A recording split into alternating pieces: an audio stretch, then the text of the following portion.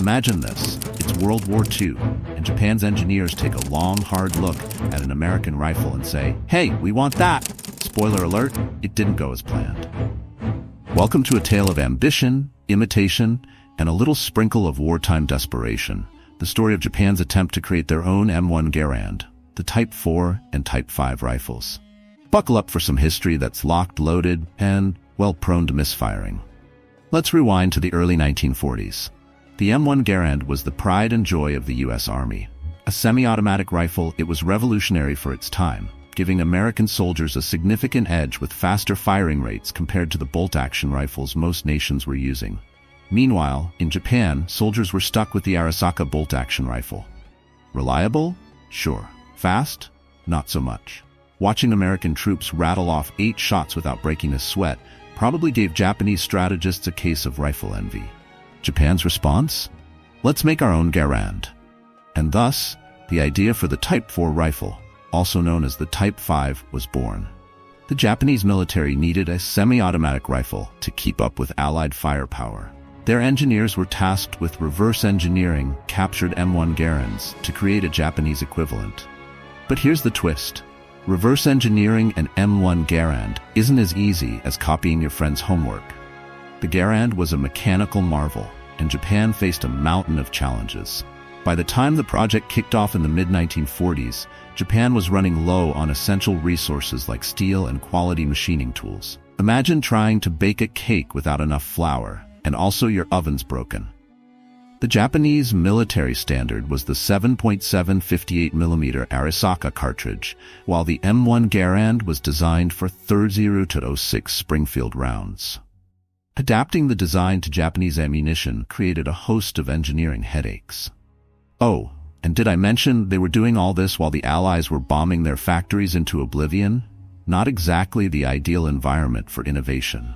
Despite these challenges, Japanese engineers managed to produce a few prototypes. The rifles closely resembled the M1 Garand in appearance, but there were differences. For example, the Japanese versions featured a detachable box magazine instead of the Garand's iconic on-block clip. They also made tweaks to accommodate the arisaka cartridge. But don't let these adjustments fool you. These prototypes were far from perfect.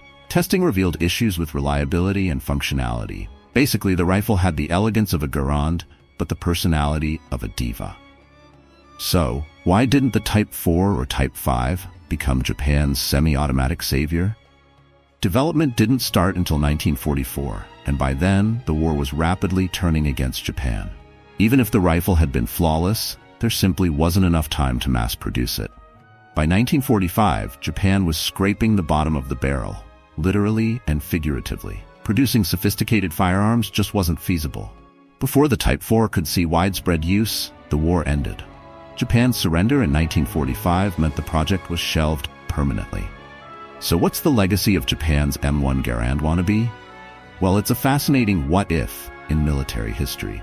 If Japan had started development earlier or had the resources to perfect the design, it might have changed the dynamics of certain battles. But instead, the Type 4 and Type 5 serve as reminders of how wartime innovation often clashes with harsh realities. And here's the kicker. Only a handful of prototypes were ever made.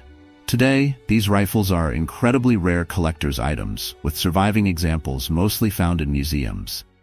The story of the Type 4 and Type 5 isn't just about rifles. It's about ambition, resourcefulness, and the challenges of wartime engineering.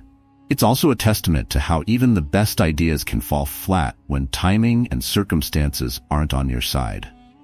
If you found this story as intriguing as a rifle that jams every other shot, don't forget to shoot that subscribe button.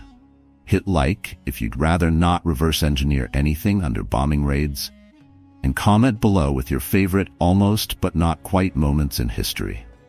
Thanks for watching, and remember, history is full of misfires. But that's what makes it so fascinating.